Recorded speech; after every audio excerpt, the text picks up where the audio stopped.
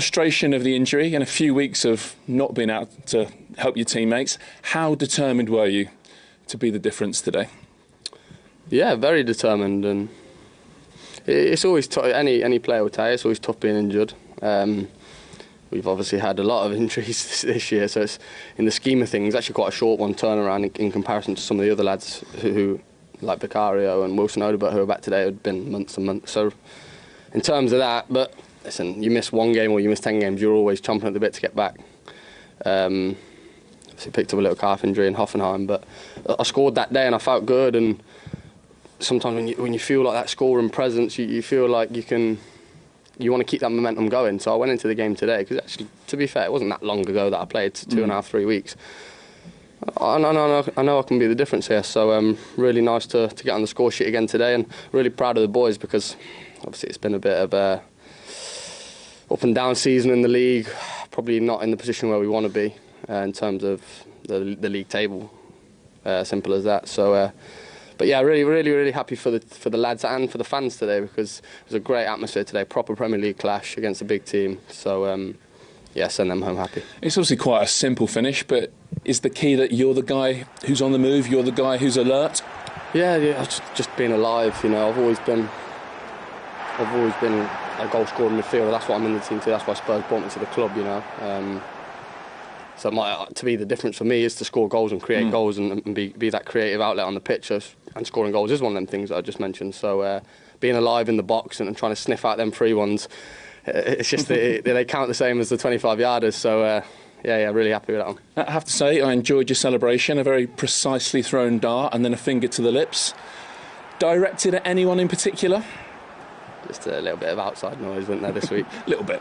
But nah, listen, people have their opinions, but I wanted to do my talking on the pitch today, so I hope there's a certain few that enjoyed me being the match winner today, Yeah, but I mean, you put probably more pressure on yourself. I mean, I've interviewed you numerous times over the years. The most pressure on you comes from you, right? Yeah, and no one's more critical of myself than me, you know.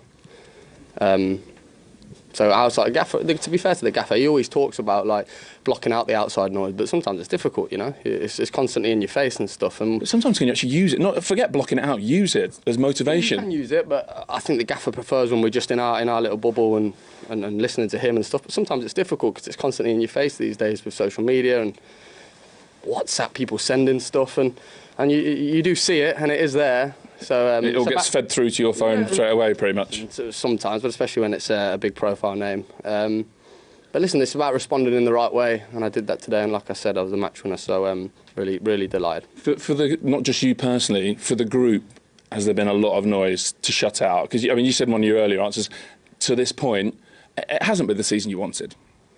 No, it hasn't, and to be fair to the boys that have been the boys that have been fit all season as well, that went. Listen, the gaffer spoke about it, and we've spoke about it a lot. We don't want to make excuses, but the last few months have been really difficult for the football club. We didn't get many bodies in January, especially early January, and we had our physio room was it's not an excuse, but it was full of senior players. You could have put out a senior 11 that's very experienced in the Premier League. So the lads who were just relentlessly going in Europe, and we obviously went deep into the Carabao as well, every 3 days. It's nice to be an injured player coming back. I know I didn't have too much time out, but only a couple of weeks. But to take the pressure off them and give them a rest and give the other lads a boost. And I thought Vicario was outstanding as well today, coming back in. So just it's about us being present now and leading like they did. Even amongst a bad run, they were still there, they were still present, they were still recovering, they were still living right to try and give us the best chance of winning. We had a bit of a bad run in form, but there's obviously factors to that, so it's nice to be back and have a bit of a bolster to the squad with some injuries and see some happy faces. Yeah. Well played, James. Thank you. Well done. He's a popular figure, James Maddison, and really honest there as well about the noise, as he calls it, Berber. And sometimes, as a player in the modern game, you just can't escape it. They are human beings at the end of the day. These days, you cannot escape it. It doesn't matter who you are, how tough you think you are. The noise is there.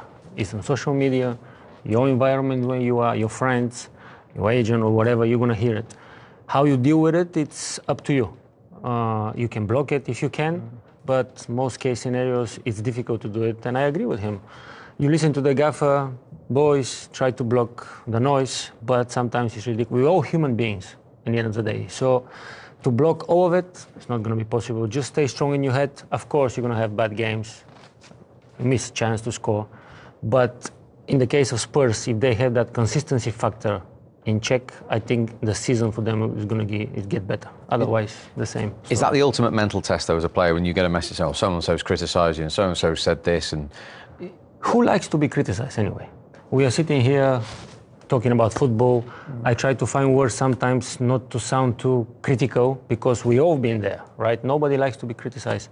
But sometimes when you watch the game and you analyze yourself, like you say, I am my worst critic, which is something that really good players tend to do. You go home, you analyze your game, you see what you've done wrong, try to correct it the next time. It's normal stuff. The noise outside of all this sometimes can interfere with your criticism and makes it even worse. You criticised my suit earlier in the season, but I got away with it. I stayed mentally strong. In terms of a managerial situation, it's even harder to get that group on side with all those factors now, isn't it? It is, yeah. It's different. And I think the manager, what James was saying there, he tries to say, don't listen to the noise. I think for the modern day footballer, we didn't have, we had papers. The next day it was the papers where people, thousands might have read it. You were marked out of 10, weren't you? You know, yeah, you're marked out of 10.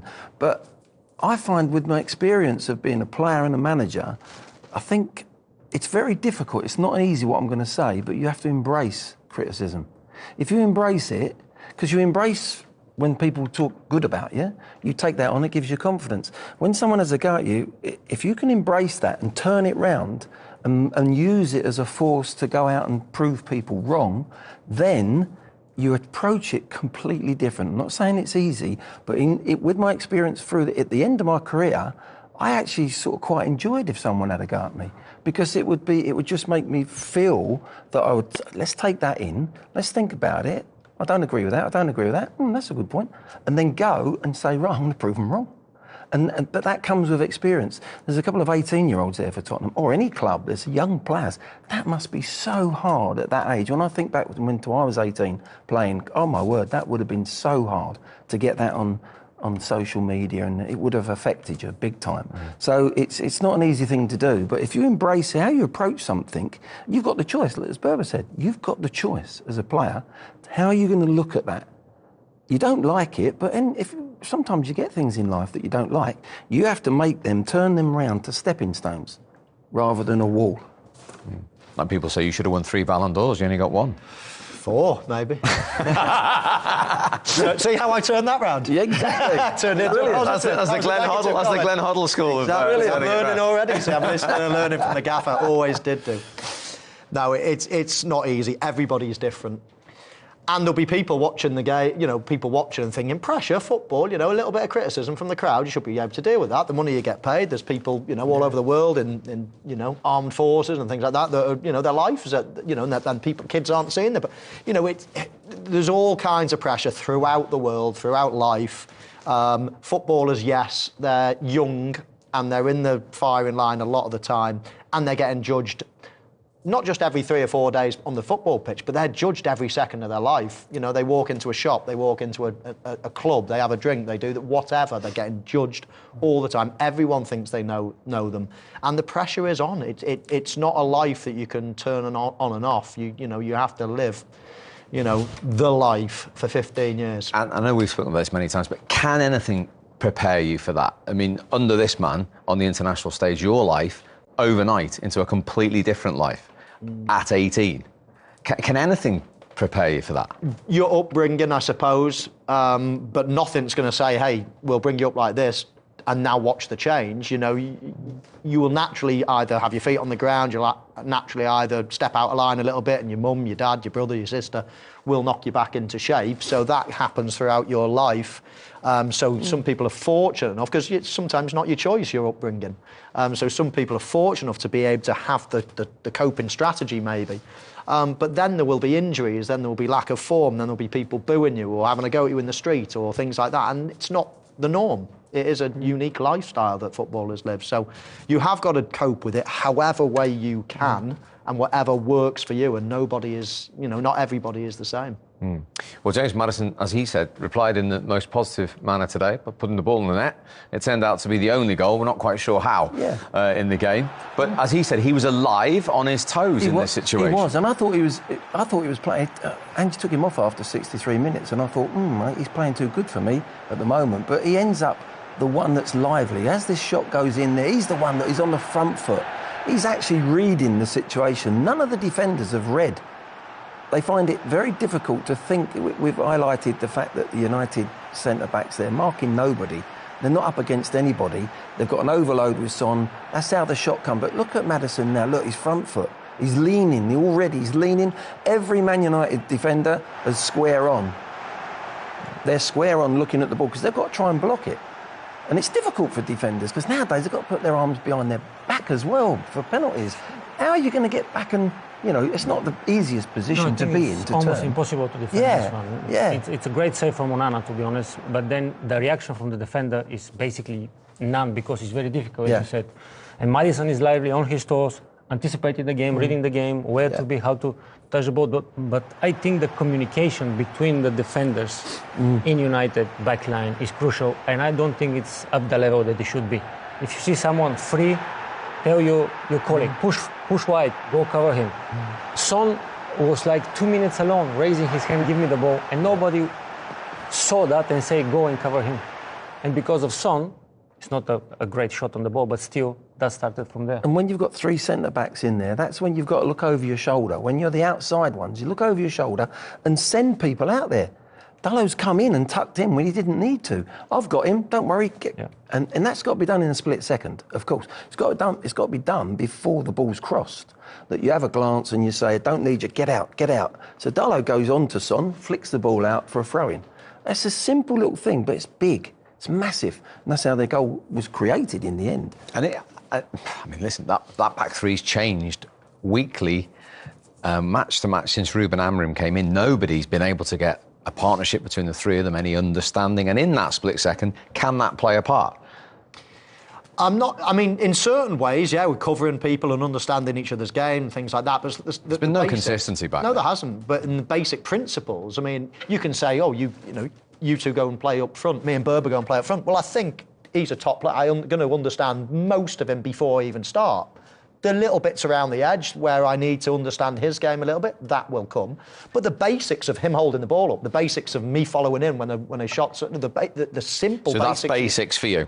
Core, yeah. Page one? Yeah. When someone has a shot and you're not even marking anyone in the first place, so you've got nothing to do anyway. You watch the ball go over and then you watch the... And there's three of them just watching the whole thing. Can I ask you a question, you guys, right? We've been in clubs when we're players.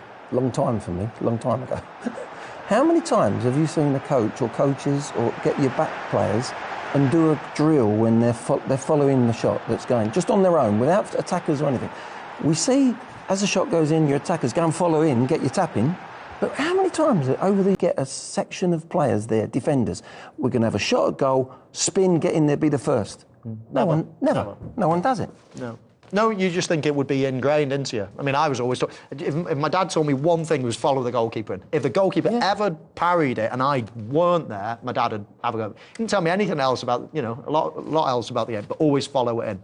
And you would have thought same would apply. If someone has a shot, you would have thought, well, I'm not getting that. The first reaction is to turn and to go and follow in the bits, but obviously it didn't. Spurs have the lead at half-time. It came from James Maddison, back in the starting lineup and back in amongst the goals, Jermaine. Called it. I think... it's a good move from Tottenham. They're so good in these areas when they sort of get those control just in and around the box. And, it's a cross-in, and I think Sonny's just trying to get it into an area, really. Get a little bit of fortune. And then you see here, you could talk about Onana sort of maybe pushing a little bit wider. But Maddison, is the first one to react. And you like to think that, when you watch it here, no one's reacted from Man United, really. None of the defenders react. And Bergvall's got too much space as well, gets his shot away. I think that's the one thing, when you see, especially when you see this album, De Ligt, this angle here, De Ligt has got to react better. James Maddison's alive. As he shoots, look at him, he's on the move. De Ligt just stands still, and that's the difference, and that's where you get your fortune. Jermaine did it plenty of times. You've got to gamble as a forward sometimes, haven't you? Yeah, it's just too easy. I think... I think 75% of goals are scored in those sort of areas, and there you have to, as a defender, any sort of shot, you have to be attracted to the goalkeeper just in case, and no one reacts. So Spurs have the advantage, but Manchester United have had their opportunities as well. Alejandro Garnacho probably with the best of them. What goes wrong for him here, Jermaine? That's a massive chance. And the thing is, he has a lot of time as well. So it's a great ball by Bruno Fernandes. I think you just got to slow your feet down. I think you've got to get onto your second touch quicker. It's because he's got time, and you've got time. And sometimes, I don't know, maybe, when you've got time, it's too much time to think. But there, you see, the first touch, you've got to get onto your second touch quicker, slow your feet down, and then you should be hitting a target there. Got to score, innit? Yeah, you can't be missing the target. The goalkeeper has to work. I mean, those chances have come despite the fact that Gary Neville has been saying in commentary that Manchester United don't seem to have much structure to the way that they're playing. What do you think? Well, they haven't got the midfield that you'd have wanted. They've got a lot of injuries in that area, so they're putting a lot of pressure on players that are just not mobile enough. I mean, whether you could play Fernandes as one of the deeper line midfield players, maybe you can get two, at least you get some stability. It's been too easy when they've had the ball, Tottenham, at times. But the flip side is they have had chances. It's like quite a strange game because both teams are being pretty ragged in their play, and it just feels like 1 minute of skill or something can happen, a bit like that first goal, and you can find yourself back in the game. It could still go either way. Yeah, excellent little goal for him, a little tap-in, and it's the build-up, really, that was good. It was a nice, composed... I mean, Spurs have had the ball, let's be fair, they've had loads of possession. First time they've got in behind, it's a floated ball at the back. Now this one's here. Maddison's the first. He's the one on the front foot. He's the one looking for the follow-up. It's so more difficult for defenders. They've got to stay square on. There is the problem. They've got three centre-backs marking no one. Son's on the overload on the back post. He gets found with the ball, and then you're in trouble. Once you get an overload in the penalty area, there's lots of defenders there, but they're all facing the play. They're all square on. As an attacker, you're half-turned. Maddison's body's half-turned already, and he's the one who's going to wait to go in. He's got the emphasis. There's not many defenders think like a striker. And a good defender thinks like a striker. I'm going to follow in and cover my goalkeeper. He's the only one, isn't he, on the move? And what frustrates me more about the Manchester United team than anything, those centre-halves do nothing in the game. They hardly pick up any players at all. Yet when you ask them to do one job, someone's shooting, go and pick up the pieces, they're sleeping at that as well. We've seen so many clips in this first half of, like, there's nobody to pick up. There's three of them literally do nothing. They won't push in, they won't go and mark anybody. They sit there. It's the easiest position in theory on the pitch. Manchester United centre-half, they're asked to do nothing. The manager plays so many defenders and none of them are picking anyone up. And then, as I say, when they get asked to do one thing... Michael, if you cast your mind back to Anfield when they played at Liverpool, they were brilliant on the day doing that. They played the three at the back, but they were stepping in. Yeah, absolutely. And they were going in and one of them would take a chance and they'd win the ball. Now, they're just coming back as a five, and as you say, three centre-backs are marking sometimes no one, maybe one at times. But if you're playing like that, you're going to get outnumbered somewhere else on the pitch. Exactly. Midfield for Manchester United has got to be the hardest place to play in the Premier League. And defensively should be the easiest, because they literally mark no one ever. And as you say, Liverpool was the first time they were actually brave, and they started moving in and picking players up. But at the moment, they sit there doing nothing, and everyone else is outnumbered all over the pitch. OK, Alejandro Garnacho, lack of composure. What should it? Don't say to me scoring. What should he be doing with this finish for you, Berber, here? Scored. I knew it was coming. That's the easiest answer, but how? What's he done wrong? Only the connection with the ball, because I think that he wanted to put it straight into the corner with the precision, which is the right thing. But then, obviously, too much power maybe on the ball. Too much power. I'm not going to say the ball jumped on him, and that's why he went over the bar, because you can see the pitch is perfect. Just kick it a bit under the ball. The foot goes under the ball and go high into the sky, and you can see the reaction as well of the manager. It should be a goal. And how many times have we seen that from United under Ruben Amorim? Golden chances like that. Yeah, no, absolutely, massive chance. And when you're struggling, you have to be really effective. You know, you're not getting many chances, and you've just got to be more productive. I mean, it was a brilliant run from Højlund. He created all the space, left them all alone. Guys, do we not think there's a mentality side of that as well? Garnacho is really confident. That's in the back of the net. I think he's set himself up. He's got time. He knows he should score, and he's actually panicked. He's panicked. He's leant back on it. He has a real... That's what I was asking. So he's leant back, has he? A confident player. No, you're not having that? Maybe he underestimated the situation because of the confidence, thinking this is a goal. This is 100% goal in my mind, and that because of this, underestimate the situation, and that's why he missed. I'd have to say the other way. I'd say there was a bit of fear. a little bit of fear because he's expected to score. And when you're playing at your top, you just put that in the bottom corner. You don't even think about it. What he's done, he's gone bang, and he's froze a little bit. For me, anyway. So the mentality side as well. Well, listen, when you're not confident, the best chance in the world is one that comes quick to you. Yeah. You don't have time to think, and then then you're off and running. And on that, against Spurs later on, he had 45 minutes in the FA Cup, ironically on the right side, even though he's left-footed. But the bigger picture here, he's the first signing for Amorim, brought in Heaven from Arsenal, another young player as well. How much time does he need in terms of recruitment to get his stamp on this Manchester United squad? Well, that's a tricky one. A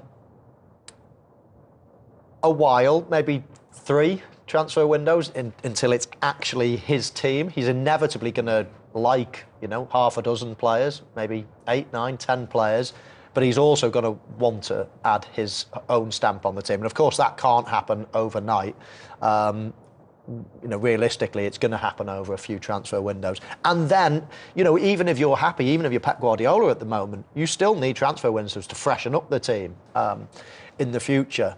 So I think it's still a way off from being his team. Yes, it's his system at the moment, but I would say that he won't be happy with a fair chunk of the players that are in the squad. So it's going to take a while. One thing's blatantly clear, we don't need to debate the history of Manchester United's recruitment.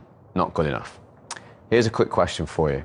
Under Sir Alex Ferguson, with the tremendous buys he made, do you know whose most expensive buy was? Who? I'm looking at him now. Was it me? Yeah, let's have a look at the graphic.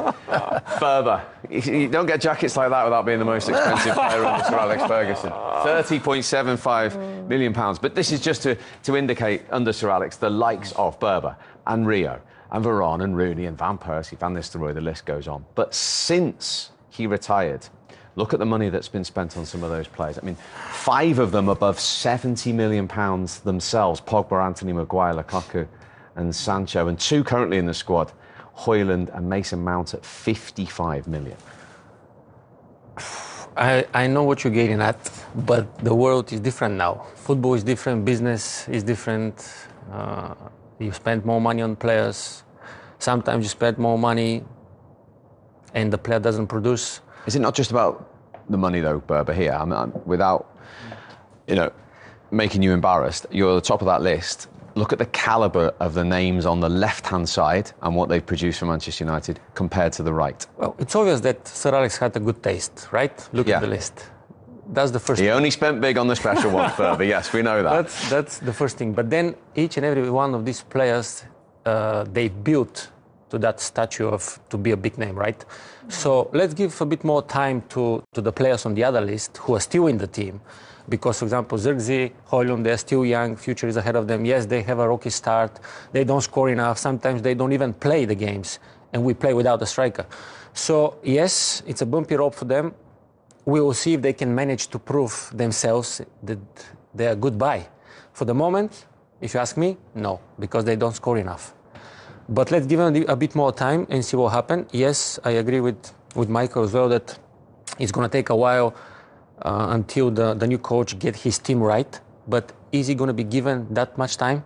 Because it's been a long, long time now that United is not producing good football, doesn't win trophies. And now we see them 14th and 15th, if I'm not mistaken, in the table. Come on. Yeah. I just wonder on those 2 lists that we saw. I mean, I was counting there. There's 8 players on each list. I'd say there's 1, maybe 2, you could argue. So I think Varane didn't really work. An incredible player. But and you're going to say Anderson. I would say he didn't work for them, and I'd say Anderson. And I'm going to come back at you and say Anderson scored in the Champions League penalty shootout and won the Champions League, which is the only question mark. Whereas on the right-hand side, you could argue that none of those 8 have actually proved value for money. Forgetting the actual number, if you just say value, because obviously money has gone up. So you've just got to say, are they value? Or how many of those 8 have been a success? And I would say none on the right, in terms of what was paid for them. So, getting back to Amorim, Glenn, take us inside the mind of a manager, because we know he's only ever played 3 at back. We know that's a system you liked. You played it with England with Michael. But when you walk into a group of players, and he knew this is why he didn't want to come until the end of the season and get a full summer and a transfer window. When you walk in mid-season to somebody else's players... Well, that's the key. He didn't want to come until the end of the season. And there was a reason behind that, because he wanted to then have a window to really bring in the players that he wants to the bring shape he wants to play that shape and play it in the right way. But have you ever been in that situation where you think, I'd love to play the wing-backs, but I look at this group and I can't do it. I can't do it with this set of players. That was my job at... I played 3 at the back at Swindon, got promotion, went to Chelsea, tried it, but changed, went into a back 4. Same thing at Southampton, wanted to play 3 at the back, knew that I didn't have the right people, we went into a 4-3-3. So we changed, we were flexible. But my main reason for playing 3 at the back was with the ball, because I think you change the shape of the pitch when you have the ball. Not necessarily for defensive reasons. There were days when you had to slide into a 4, which they do nowadays. Slide into a 4 to defend, but then go into a 3 and make a spare man in midfield. What do you think Amorim's reason is for playing that system? Only that system ever since he became a manager? Well, because he's trying to plan for the future, so that he thinks, if I play a different way now, which might be needed at some stage, if they lose another couple of defenders, they might have to go into a back 4 and then have a little... You've got to have a plan B, surely, as well. You know, I think the same we could say about Tottenham.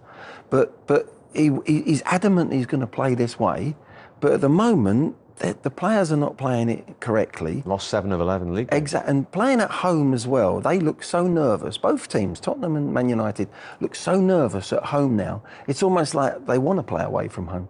Their crowd are on top of them. A couple of early mistakes in the game. If the opponents score, my word, the energy in them stadiums goes zoom, and it's then repressive, and it's actually having an effect on the team, on the players individual. We've all been down that road. When you're playing well, it's great, give me the ball, you know, I can do anything. But when it's a little bit harder and the crowd are on your back, you've got to be big characters. And at the moment, United haven't got those big enough characters. Yeah, I wonder, and I just wonder as well, Glenn, if you're saying, do you think playing that system actually suits better teams? Because when you said playing with the back 3, it's more like when you've got the ball, it actually changes the same. So do you think you've almost got to be one of the elite teams to play it, or do you think you can be a defensive team and down bottom still and play it? Well, look at Wolves. Well, Wolves are playing. I looked at that today and thought that's exactly what... And that's why I thought Cunha in that position, he just goes straight into Man United's team. That's what we said. He would go into the United's team then, and they play quite an offensive game. You know, he's already said he's going to go there to Anfield and not just defend. And I admire him for that. But they got a balance about their game. They know exactly where they should be. I look at United, they empty the midfield. Because playing that way with 3 at the back and wing-backs, if you want to play 3 in midfield, then you can bolster that up. At the moment, they want to play the 2 wide players and the central striker. That leaves you so loose in midfield. Fernandes can only play there. And is he going to track back? There's so much openness in that Man United midfield. It's incredible. If you try and get the wingers to tuck in, then your fullbacks on the opposite side of your opponents get free. If you go and look after the fullbacks, you've got a 3v2 against them in the midfield, you know, and that's what happens to United time and time again. I can see it. If the managers can't see it and he keeps playing that way, I do fear that they're not going to get any sort of run of results. Yeah, but at the same time, from coaching perspective, the question remains, until the end of the season, if United, for example, lose today's game, is he going to change?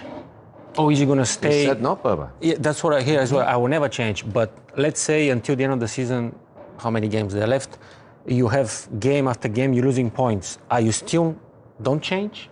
Or you start to shuffle around because now, wait a minute, we're closer to relegation than to Europe? Well, they are at the moment. They're closest to the relegation zone than the Champions League So places. do you go over your principles of saying, no, I need to stick to my principles, or then you say, I need to change for the sake of not get more embarrassed? Absolutely. I mean, whoever loses this game between Tottenham and Man United, if they could say whoever loses is going to be in a relegation battle. Because if another team, if Wolves go and win today, now look at the gap of... When the gap becomes 4 points, something like that, you're in a relegation battle. Then he might say, hang on a minute, results, the points on the board by hook or by crook, are more important than me planning for next season, playing with 3 at the back, blah, blah, blah. At the moment, there's still a little cushion. And whoever loses today, if it's a draw, it's a draw. But if one team loses today, I think they're genuinely going to be in a relegation battle. Believe it or not. Because if another team wins and they catch them, you can't have a buffer of 4 points. Not in this league. Yeah.